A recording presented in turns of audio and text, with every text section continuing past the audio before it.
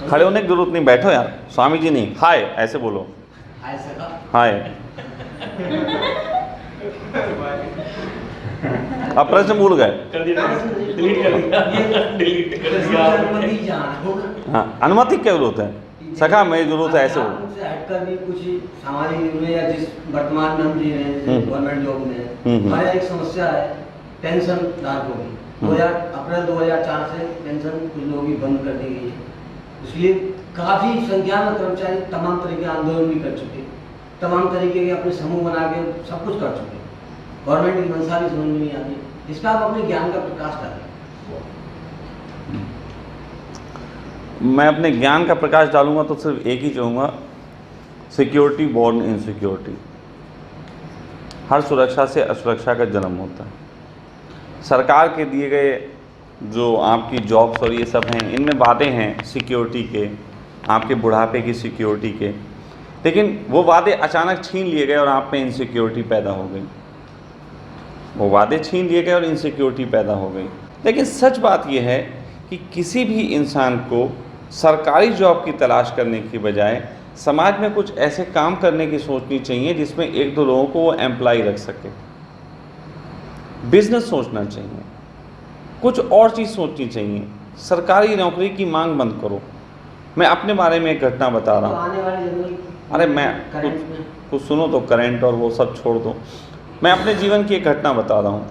तब मैं सन्यासी नहीं हुआ था, लेकिन कुछ ऐसा था, विवाह हो चुका था और चीज़ें थीं और थोड़ा सा मैं बातें करने लगा था कि आध्यात्मिक जीवन और ये सब की। तो उस समय घर में कुछ परेशानियाँ थी कि उस दौरान मेरी माँ ने एक बार ऐसा किया कि एक नौकरी के लिए मेरी जुगाड़ लगाई कि तेरे स्वभाव से संबंधित एक नौकरी तुझे सरकारी दिलवा दूँ तो अच्छा रहेगा। तो वो नौकरी थी फायर इंस्पेक्टर की। तो फायर स्टेशन में ज़्यादा काम नहीं होता क्योंकि आग कभी कभी लगती है और बुझा पाओ ना बुझा पाओ ज़्यादा झंझट नहीं, ये लग गई तो लग गई, भड़क गई तो जल गया। तो ऐसे में उन्होंने कहा तुझे फायर स्टेशन पे इंस्पेक्टर की जॉब के लिए उन्होंने मुझे बात की और कहने कि मैंने पूरा जुगाड़ लगा लिया है, जो भी 2.5-3 लाख रुपए जाएंगे मैं दूंगी और तेरा जॉब हो जाएगा। और तुझे करना सिर्फ इतना है कि तुझे बाराबंकी जाना है और वहाँ पे इसका फर्स्ट जो फिज़िकल टेस्ट होता है तो पास करना है। तो फिज़िकल टेस्ट में 2 चीज़ें थी, आपको गेंद को 90 मीटर दूर फेंकना था और मैं क्रिकेटर 120 फेंक दूंगा। दूसरा ये था कि बाकी छाती आती चेक होनी थी तो वो भी उतनी थी जितनी चाहिए, उससे ज़्यादा ही थी 1-2 इंच।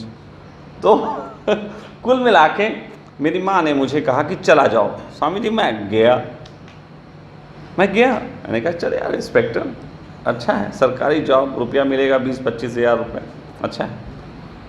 जब मैं वहाँ पहुँचा तो वो जॉब के लिए शायद 150 मतलब थी सीटें, 150 थी और वहाँ 24,000 से ज़्यादा लड़का आया हुआ था। ऐसा लग रहा था मेला लगा हुआ है, मतलब प्रशासन को वो भीड़ संभालनी मुश्किल हो रही थी। और मैं तो बिल्कुल एकदम देखा, मैंने कहा ओह, अब मैं एक आदमी की जॉब छीन रहा हूँ। अब मैं भूल गया कि मैं खुद ही एम्प्लॉय हूँ, मुझे खुद ही ज़रूरत है जॉब की। और वहाँ मुझे लगने लगा यार मैं किसी आदमी की जॉब छीनूंगा। और मैं वहाँ बिना गेंद फेंके वापस आ गया। मेरी माँ बोली कि तूने वहाँ दे दिया? हमने कहा नहीं, इतने बेरोजगार हैं, इनको ज़रूरत है, किसी एक को मेरी जगह मिल जाएगा। और मैं इतनी समझ रखता हूँ, कमाई खा डालूंगा, कुछ ना कुछ कर ही लूँगा। और मैंने कर लिया। कहने का अर्थ ये है कि आप सरकारी जॉब में हैं, आप एक सिक्योरिटी की उम्मीद करते हैं और कई बार ये होता है कि आपका इतना अच्छा कैलिबर होता है कि आप ऐसा कुछ कर सकते थे कि 10-20 को जॉब दे सकें, लेकिन सुरक्षा के दृष्टिकोण से आपने वो कैलिबर की हत्या कर दी। मैं आपके बारे में पर्सनली बात कर रहा हूँ। स्वामी जी आप सुरक्षा में हो, सरकारी जॉब है, पैसा मिलता है, जीवन अच्छा चल रहा है, कोई दिक्कत नहीं है, लेकिन अब इस दिक्कत में आप कुछ नया नहीं सोच पाते। आपके दिमाग बहुत अच्छा है, तेज है। सका जैसे इंसान को पसंद कर लिया, इससे प्रतीत होता है कि तुम्हारा दिमाग तेज है। मंदबुद्धि तो मुझे पसंद कर ही नहीं सकते। तो ऐसी स्थिति में आपका दिमाग तेज है। अब आपके पास इतनी ऊर्जा है कि कुछ इंडस्ट्री वगैरह भी सोच सकते थे, कुछ जॉब कर सकते थे, कुछ बिजनेस कर सकते थे। अब वो ऊर्जा धक्का मारती है, और सरकारी जॉब का सेटिस्फेक्शन आपको कहता है क्या करना, क्यों धक्का मार रही है, तो फिर वो ऊर्जा धक्का मार के दिशा नहीं पाती और शाम को एक दारू की बोतल आ जाती है। Security born insecurity. तो आपको अपनी समझ को बढ़ा के और आप अपने क्षमता को जगा के, अपना बेटा हो, पड़ोसी का बेटा हो, नहीं इनमें से किसी को चुरा लो, बेटे हैं खाली हैं, और बना डालो उसे, तुम पे जो प्लान हो, कुछ करने की तमन्नाएं हो। नहीं, बेटा बेटी तो है, चलो जो भी सही, मैं कहने का यस, कभी उनको शिक्षा मत दो, प्लान भी है। हाँ तो करो। प्लान ये है कि इलाहाबाद ट्रांसपोर्ट मैं कराऊंगा अपना, और बेटी को जो 5 साल की LLB करा के, इतना पैसा तो है नहीं, और एक तरफ PCJ का कोर्स करा के बेटा बेटी को दोनों को चली करूँगा, और इतना तनख्वाह मिली रही है, कोचिंग वोचिंग करा दूँगा। ठीक है, कुल मिला के कहना मेरा, मैं समझो मैं क्या कहना चाहता हूँ। मैं ये कहना चाहता हूँ कि आप सिक्योरिटी में जीना बंद करें। जीवन सदा ही इनसिक्योरिटी में पनपता है। जीवन के बहुत से आयाम इनसिक्योरिटी में ही निकलते हैं, बढ़ते हैं, खिलते हैं, सिक्योरिटी में ख़त्म हो जाते हैं। और मेरे एक मित्र थे, वो एक बड़ी अच्छी बात कहा करते थे। वो एक मित्र थे, अब उनके बारे में बस इतना ही कहूँगा। मेरे एक मित्र थे जो बुद्ध पुरुष थे, मेरे एक मित्र थे वही बुद्ध पुरुष थे, और उनसे मैं कभी मिला नहीं शारीरिक रूप से, क्योंकि वो मर चुके थे मेरे अध्यात्म में आने से पहले। लेकिन उनकी कुछ कहानियाँ हमारे पास हैं, तो इसलिए उन कहानियों को मैं दिल से प्रतीत कर पाता हूँ, समझ पाता हूँ, अपना पाता हूँ, इसलिए मैंने उन्हें मित्र बोलता हूँ। उनका नाम था रमेश कुमार। रमेश कुमार कहते थे कि जब जिंदगी में कोई दिक्कत ना हो और सब कुछ लगे बढ़िया चल रहा है, तो पड़ी लकड़ियाँ कर लो। पड़ी लकड़ियाँ कर लो मतलब मुसीबत ले लो। अब इसको राज कपूर थोड़े अच्छे ढंग से कहते थे, जब आपका सब कुछ बढ़िया है, सही है, अच्छा है, तो किसी की मुस्कुराहटों पे हो निसार, किसी का दर्द मिल सके तो ले उधार, किसी की वास्ते हो तेरे दिल में प्यार, जीना इसी का नाम। वरना क्या होगा, वरना आप जो हैं ऐसे ही चलते रहोगे। और वो लोग जिनके पास ये असुरक्षा में कूदने की हिम्मत नहीं होती और बहुत धन और सब इकट्ठा कर लेते हैं, अचानक ही वो पाते हैं ज़िंदगी में रस समाप्त हो गया। बहुत से धनवान लोग होते हैं जिनकी ज़िंदगी में रस समाप्त हो जाता है। ये वही लोग होते हैं जो सिक्योर कर लेते हैं अपने आप को, और बहुत सिक्योरिटी जीवन में बहुत बड़ी झंझट पैदा कर देती है। फिर वो किसी बाबा जी को तलाशते हैं, फिर उसके चरणों में बैठते हैं, ये सब चूतिया पे करते हैं। तो कृपा करके आपकी बात पे कह रहा हूँ, सरकार ऐसा कर रही है, नहीं कर रही, मैं उस पर कहूँ, मैं तो सरकार से एक बात बड़ी साफ कह रहा, बंद कर दो सारी वो शिक्षाएं जिसमें नौकर होना सिखाया जाता है और लोग नौकरी मांगना छोड़ देंगे। अभी तुम्हारी सारी शिक्षा व्यवस्था ऐसी है कि जिसमें केवल नौकर बनना सिखाया जाता है, इसलिए हर आदमी नौकरी ढूंढ रहा है। अगर नौकरी की शिक्षा ख़त्म कर दोगे तो नौकरी की मांग समाप्त हो जाएगी। शिक्षा में मालिक बनना सिखाओगे तो मालिक वाले काम करने लग जाएंगे। मैं कम पढ़ा लिखा, धन्यवाद है उस अफसर को, उस लड़की को, जिसकी वजह से मुझे ये प्रेरणा मिली कि छोड़ पढ़ाई, क्या रखा, मैं छोड़ दी, मैं धन्यवादी, वरना मैं भी कहीं चूतिया चक्कर में पड़ा होता।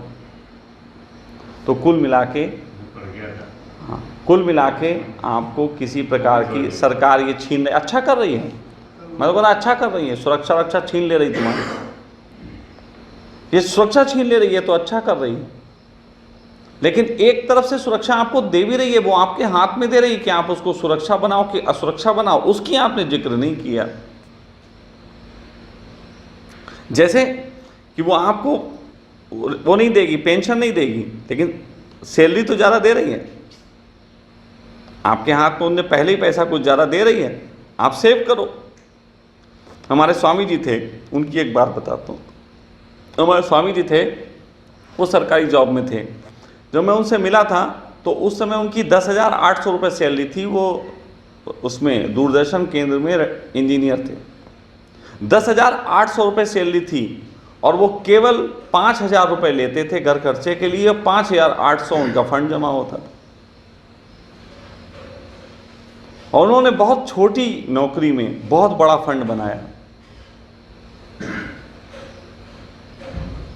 अब क्योंकि शुरू में सरलता से जिए तो कम खर्चे थे, बचत ज़्यादा हुई, तो यही सरलता की आदत बनी रही। जब बचत ज़्यादा बाद में उनको मिली तो वो तो बिल्कुल एकदम रईस थे। तो आपको ये समझना चाहिए कि आपको अपने को किस हिसाब से ढालना है, कितनी दूरी पे ढालना है और कैसे ढालना है। सरकार से कब तक मांग करोगे, कब तक स्वामी जी से प्रश्न करोगे कि आप दे दो उत्तर, सरकार से कब तक कहोगे आप दे दो पेंशन। तुम्हें परमात्मा ने 2 हाथ दिए, बुद्धि दी, सब कुछ दिया, निपट लो अपने आप। मैंने छोड़ दी थी, गवर्नमेंट मिली थी, बढ़िया किया, छोड़ दी और मैंने गुलामी सहन नहीं होती, बढ़िया किया, बिल्कुल छोड़ दी, है ना। मुझे 13-11 महीने नौकरी की है, 12 महीने में सर्टिफिकेट मुंह खेत का है पकड़ के। मैं कह रहा हूँ तुमने बढ़िया किया, और इसके जो फूल खिलेंगे आगे चल के वो उन लोगों को हैरान कर देंगे। मैं अपनी बात बताता हूँ, उसके लिए मैं घर वालों को पीटा, मैं जबरदस्त पीटा होगा। मैं अपनी एक आप सबसे उन्हें मिसाल कह रहा हूँ कि मैं अपनी याद बता रहा हूँ कि मैं जिस तरीके की समझ रखता था या जो जीवन में कर रहा था और मैंने फैसला लिया सन्यास का, मेरे पूरे घर में सब में गालियाँ मिली और सब मिली, लेकिन मैंने अपना फैसला इसको जारी रखा। और आज मैं जहाँ खड़ा हूँ, मेरी माँ कहती है, एक ज़माना था मेरी माँ ने कहा था इसने गलत चीज़ की, घर छोड़ के चला गया। आज मेरी माँ कहती है बिल्कुल सही किया तूने, अगर तू ना गया होता तो आज भी तू यही होता जैसे हम लोग हैं। तू कुछ अच्छा हो गया, तू कुछ संपन्न हो गया, तू कुछ समझदार हो गया। तो क्या होता है, कुछ चीज़ों के जो रिजल्ट्स हैं वो थोड़ा देर में आते हैं, कुछ फसलें थोड़ी देर में पकती हैं। तो उसी प्रकार जीवन में आनंद की फसल थोड़ी देर में पकती है, लेकिन कीमती फसल है। आप जल्दी जल्दी सुखों की फसल में अगर काटने में लग जाओ तो सुख दुख की फसल कटती रहती, कभी सुख की कभी दुख की, और आनंद की फसल कभी कटती नहीं, मजा संघर्ष है ना। बिल्कुल, संघर्ष एक मजा है, और संघर्ष में जिनको मजा आ रहा है वो ज़्यादा अच्छे हैं। इसी को बोलते हैं पड़ी लकड़ी कर लो, संघर्ष पैदा करो। मैं हूँ खाली अच्छा मौज में हूँ, क्यों पंगे की ज़रूरत, इतना चैन का जीवन चल रहा। मैं सोचता रहता हूँ अब किससे पंगा लूँ, अब इससे लूँ, अब केजरीवाल से पंगा लूँ, अब इससे पंगा लूँ, अब उससे पंगा लूँ, पंगा ही सोचता रहता हूँ, मज़ा ही नहीं आता। क्योंकि जब तक हमारी ऊर्जा है कुछ करो। मैं रिटायर नहीं होऊंगा कभी, आप रिटायर हो सकते हैं, लोग रिटायर हो सकते हैं, मैं मरते दम तक रिटायर नहीं होऊंगा। मैं मरते दम तक रिटायर नहीं होना चाहता। हैं? मरोगे थोड़ी। मैं एक बात कह रहा हूँ, मरूंगा या नहीं मरूंगा, मैं सामान्य दृष्टि पे तो मरूंगा ही, लेकिन मैं कभी रिटायर नहीं होऊंगा। मैं हमेशा अंतिम दम तक जो कर सकता हूँ जगत के लिए करूँगा। हाँ, अब ये एक अलग बात है कि मेरा काम जो है वो थोड़ा सोशल वर्क को बिजनेस बना लेने का है। अब लोग कहते हैं सोशल वर्क कैसे बिजनेस हो सकता है, समाज सेवा कैसे बिजनेस हो सकती है। तो सोशल नेटवर्किंग बिजनेस है कि नहीं है? सोशल नेटवर्किंग भी तो सोशल वर्क है। बनाई इसलिए गई थी कि लोगों का भला करे, फ्री में करे, बाद में उससे फ़ायदा होने लगा। तो मेरा भी ऐसी था, मैं दूसरों के लिए कुछ करते करते अचानक फिर मेरा भला होने लगा। तो ये अब ये बिजनेस हो गया। इसमें मैंने बनाया नहीं, हो गया, मैंने किया नहीं, हो गया, अचानक हो गया। ये प्लान्ड नहीं है, ये बस हो गया। हो गया तो हो गया, क्या इनकार करो। अब बहुत से लोग कहते हैं धन व्यर्थ की चीज़ है, इनकार कर देना चाहिए। मैं कहता हूँ ठीक है, तुम घर से बाहर निकलो, 1-2 लाख की गड्डी पड़ी है, फिर देख लेते हैं इनकार करते हो कि रखते हो, उठाते हो। कोई सुबह घर का दरवाज़ा खोले, सामने 2 लाख की गड्डी हो, इनकार करेगा कि मेरी नहीं है। बहुत से लोग कहते हैं सेक्स बेकार चीज़ होती है। मैं कहता हूँ ठीक है, चलो ट्राई कर लेते हैं, 20-30 हज़ार रुपये खर्च करके किसी को भेज के देखते हैं, पता लग जाता है बेकार की चीज़ है कि नहीं। वो तभी तक बेकार की, कुछ लोग नहीं मिलता इसलिए बेकार कहना शुरू कर देते हो, फिर उनको मिलना बंद हो जाता है। मैं आपसे पक्की बात कह रहा हूँ, और मैंने यही वीडियो में कहा था कि ये शिविर इस तरीके से मैं चाहता हूँ, या ऐसी बातें चाहता हूँ कि आप लोग कमरे में कैद होने की कला पूछने की बजाय जगत में कितने उत्सव के साथ जीवन जी सको उसकी कला पूछो। हाँ, कभी कभी वो कला शांत होकर भी निकलती तो वो भी बताऊंगा। किसी को योग्य समझूंगा तो मैं कहूँगा ठीक है, थोड़ी देर के लिए विश्राम कर लो, बैटरी चार्ज करो, फिर खूब बातें करेंगे।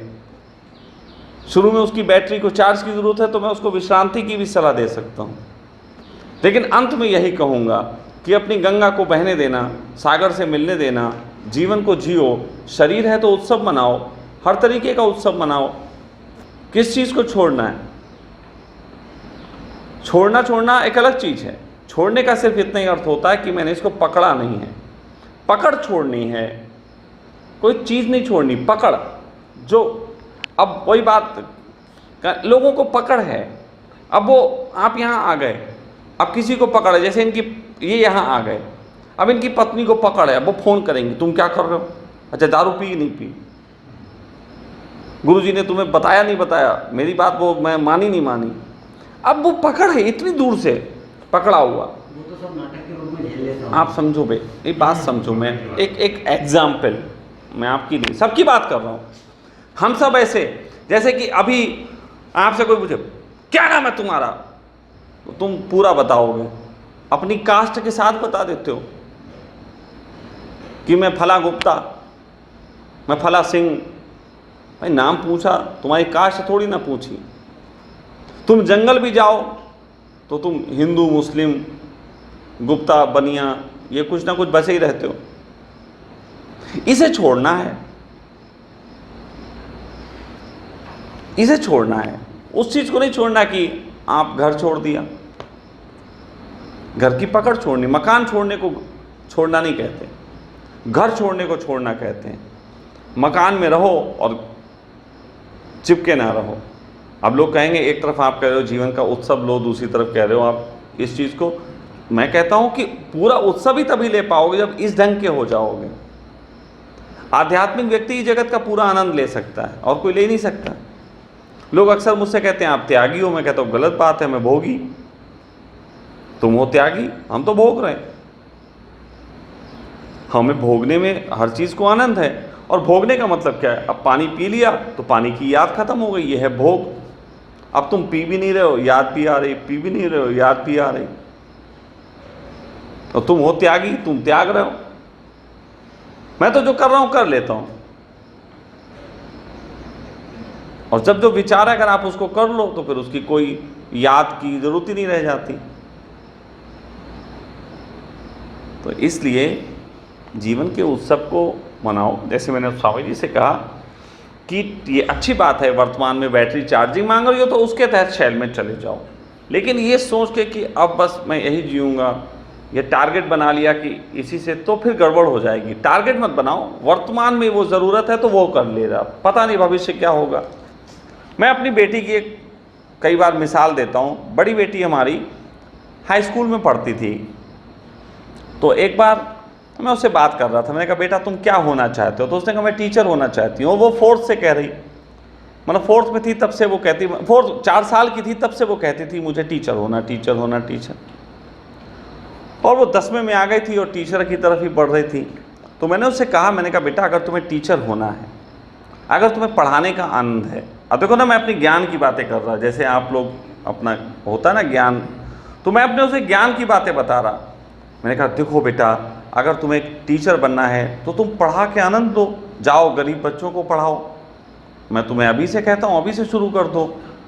और यदि तुम्हें टीचर बन के पैसे कमाने हैं तो फिर टीचिंग क्यों सोचना, फिर कोई इंस्टीट्यूशन सोचो, फिर कोई यूनिवर्सिटी बनाने की सोचो, ऐसा सोचो, बड़ा सोचो, धन भी आएगा ये भी। अब देखो मैंने अपना ज्ञान दे दिया, बड़ा अच्छा ज्ञान लग रहा होगा, लेकिन मेरी बेटी का जवाब बड़ा अजीब था। उसने कहा पापा मुझे अभी ना ये समझ है कि मुझे केवल पढ़ाना है, ना मुझे ये समझ है कि मुझे पैसा कमाने के लिए पढ़ाना है, मुझे पता ही नहीं। अभी मुझे पढ़ने का मज़ा आ रहा है, मैं पढ़ रही हूँ और आप पढ़ने दो मुझे, जाओ यहाँ। हाँ मेरे बच्चे ऐसे ही बोल देते थे, वो दुष्ट टाइप के थे लेकिन सही थे।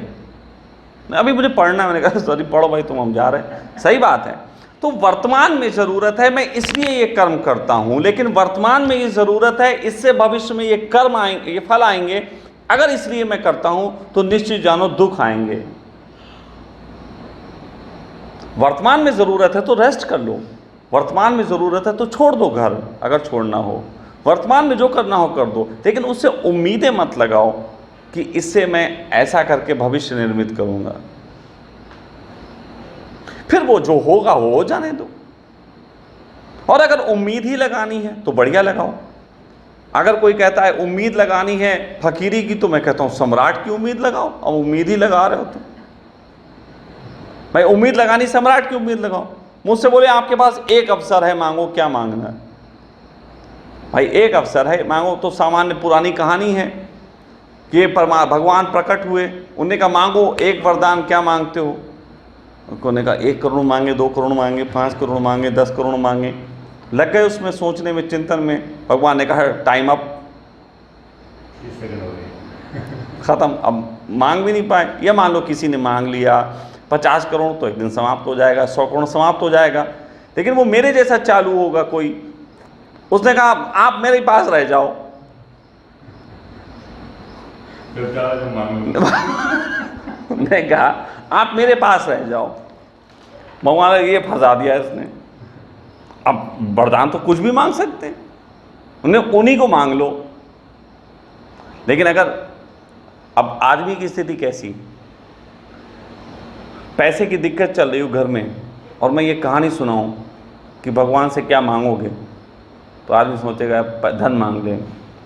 अभी शिविर चल रहा है, लोगों को बुद्धत्व की बातों में ज़रा ज़्यादा रुचि आ रही, और मैं पूछूं बताओ भगवान से क्या मांगोगे, तो एक बुद्धत्व मांग लेंगे। सच बताएं, आपको पता ही नहीं आपको मांगना क्या। आपको अपनी रियल नीड नहीं पता। वो नीडें बदलती रहती है समय समय पे। अभी ये दे दो, अभी वो दे दो, अभी ये दे दो, अभी वो दे दो, फिर आपको कुछ भी नहीं मिलता। एक कहानी है, रियल की कहानी है। भगवान दास भगवान दास की मोहल्ले में दुकान थी परचूनी की, और उसके यहाँ सब कुछ मिलता था। भगवान दास, उनकी दुकान थी, उनके यहाँ सब कुछ मिलता था। और भगवान दास बड़े सरल आदमी थे। हर व्यक्ति जो मांगता था उसे वही देते थे। तो एक बार एक आदमी गया, उसके पास 100 रुपये थे। उसने कहा चलो भगवान दास के यहाँ से कुछ खरीदते हैं। वो गया, उसने कहा भगवान दास जी आप मुझे वो 100 रुपये का आटा दे दो। तो भगवान जी अपने आटा लेने गए, तब तक लौट के आ रहे थे। टाइम तो लगता ना, हर चीज़ आप जो भी मांगो उसके लिए थोड़ा समय तो लगेगा। तो वो पूरा करने लग गए, वो आटा लेने चले गए। जब तक वो आटा लेके वापस आते, भगवान, इनका मूड बदल गया। कहेंगे भगवान जी आटा यार छोड़ दो, तुम ऐसा करो यार, वो दाल दे दो थोड़ी, और थोड़े चावल दे दो। भगवान दास जी सरलता से जो है वो फिर चले गए। उन्होंने आटा रख दिया, अब वो दाल चावल की व्यवस्था में लग गए। फिर दाल चावल लेके पहुंच रहे थे, तब तक उसका फिर मूड चेंज हो गया। कहने लगे यार ऐसा करो, बहुत दिन से वो हमने हलवा नहीं खाया, तो सूजी वूजी दे दो, थोड़ी शक्कर दे दो, थोड़ी ड्राई फ्रूट दे दो। भगवान दास जी फिर उसको लेने चले गए। तो वो आज तक भगवान जी उसके लिए वो ला ही रहे हैं, वो दुकान पे आज भी खड़ा ही हुआ है। मेरी मतलब मैंने ये कहानी बहुत साल पहले बनी थी, और आज तक भगवान जी की दुकान पे वो 100 रुपये से मांग ही रहा है। वो भगवान दास की जो कहानी है आप सब पे भी इम्प्लीमेंट होती। आप अलग अलग समय पे अलग अलग चीज़ मांगते हो। भगवान से कभी मांगते हो हे भगवान मोक्ष दे देना, भगवान भागता है मोक्ष के लिए, एक नेचर में व्यवस्था करता है, एक सखा की पोस्ट डलवाता है, आपके दिमाग में कुछ परिवर्तित करता है, ठीक चल रहा होता है, अच्छा खासा सब काम सही दिशा में बढ़ रहा होता है। अचानक आपकी ज़रूरत बदल जाती है। आप कहते हैं भगवान यार, थोड़े दिन वापस लग रहे हैं यार, भगवान जी यार कुछ जवाब लगवा दो सही से। तो फिर पता लगता है वो फिर उस सखा की पोस्ट डिलीट करता है, जो उसने काम किया वो फिर उल्टा करता है, रिवर्स करता है, फिर समय लगता है। फिर वो तुम्हारे लिए जॉब ऑफ की व्यवस्था ढूंढना शुरू होता है। फिर अचानक किसी दिन सनी लियोनी का फोटो देख के तुम्हारे अंदर किसी प्रेमिका की मांग उठ बैठती है, फिर भगवान को प्रेमिका दिला दो, भगवान उसकी व्यवस्था में लग जाता है। फिर तुम बदल देते हो, वो लगा हुआ तुम बदल रहे, वो लगा हुआ तुम बदल रहे। भगवान दास के घर में तुम्हारा जीवन ऐसी व्यतीत हो रहा है, पूरी ज़िंदगी गुजर जाएगी तुम्हारी, भगवान दास के घर में ऐसे ही रहोगे। एक चीज़ मांगो और चुप बैठ जाओ, एक चीज़ मांगो चुप बैठ जाओ, एक चीज़ मांगो चुप बैठ जाओ, कुछ नहीं करना, बैठ जाओ। हो सकता है कितनी देर में वो उपलब्ध होती, लेकिन होगी, विश्वास मानो होगी। लेकिन एक ही चीज़ मांगो, कहो भी उसे, सुनो भी उसे, सुनाओ भी उसे, एक ही चीज़ को। बुद्धत्व चाहिए, बुद्धत्व के अलावा कोई बात नहीं। तुम्हारी दुकान है, कोई आए, बुद्धत्व चाहिए, आप बुद्धत्व के रास्ते पे निकल गए तो कोई दुकान आए, फिर उससे बुद्धत्व की बात करो। अपने घर में भी बुद्धत्व की बात करो, बिजनेस में बुद्धत्व की बात करो, सब जगह बुद्धत्व की बात करो। कहो भी बुद्धत्व, खाओ भी बुद्धत्व, पहनो भी बुद्धत्व, सो भी बुद्धत्व, ओढ़ो भी बुद्धत्व, तो बुद्धत्व मिल जाएगा। लेकिन तुम बदल देते हो दिन में 4 बार, यहाँ बुद्धत्व चाहिए, उधर जाके पत्नी कॉल कर रहे, ठीक है सब मामला घर में सही चल रहा, फिर थोड़ी देर बाद बिजनेस का ख्याल आ जाता है। तो तुम टाइम चेंज करते रहते हो। परमात्मा को तुमने कंफ्यूज कर दिया है, वो बहुत कंफ्यूज है भगवान दास। वो तो कोई इतना सरल है कि बार बार लग जाता है तुम्हारे चक्कर में, नहीं तो थप्पड़ मारे।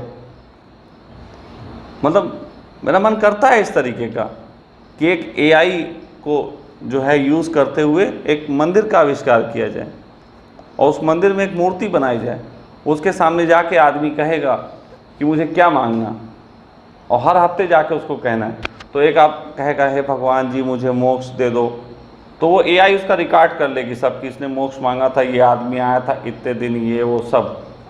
फिर मान लो 1 हफ्ते बाद वो गया, उसने मांगा मतलब मोक्ष, तो वो भी चलो एक्सेप्टेबल अभी चल रहा है। लेकिन अगर किसी दिन उसने कहा भगवान जी थोड़ी सी कुछ धनन की व्यवस्था करवा दो, तो तुरंत वो मूर्ति थप्पड़ मारेगी कि बेवकूफ पहले ये मांगा था। ऑटोमेटिक रोबोट, हाँ ऑटोमेटिक, वही मैं कह रहा हूँ, AI टेक्नोलॉजी के तहत मंदिर का आविष्कार करो मूर्ति रोबोट। और हर हफ्ते वहाँ पे आपको जाना है, वो मंदिर में तभी पूर्ति होती है आपकी बात की। लेकिन वो भगवान आपको बीच में याद भी दिला देंगे कि गड़बड़ किया, अब थप्पड़ मारो। अब लोग चलेंगे इसने थप्पड़ मारा, तो वो तुरंत वहाँ स्क्रीन लगी होगी, उस पर दिखा दिया जाएगा कि फला दिन तुम आए थे तो तुमने ये मांगा था, अब तुम ये मांग रहे हो। I am so confused. उससे तो कुछ आगे नहीं। सोचो कि तुम्हारा भगवान अभी तुम्हें थप्पड़ नहीं मार रहा, तुम्हें तमीज ही नहीं आ रही, तो कोई थप्पड़ मारने वाली व्यवस्था होनी चाहिए। अब ज़रूरत आ गई है ऐसी। जैसे कि आप अलार्म लगा देते हो, अलार्म ऐसे लगाते हो मुझे 6 बजे जगा देना, वाले भी देखे मैंने। हाँ, तो वो अलार्म 6 बजे वाला लगा देते हैं लोग।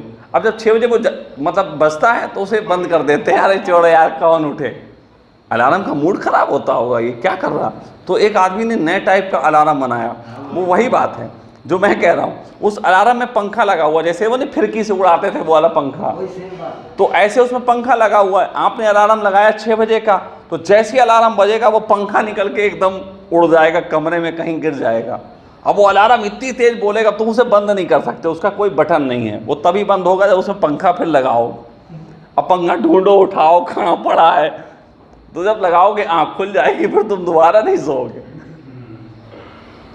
तो कभी कभी जब तुम स्वयं का भला नहीं जानते हो, तो फिर आपको पीट के दबा के नियम कानून के तहत आपका भला करना पड़ता है। आपको याद दिलाना पड़ता है कि आप क्या कर रहे हो। तो थोड़ा सा हर इंसान को इस पे चिंतन करने की ज़रूरत है। और कुछ Audio Jungle.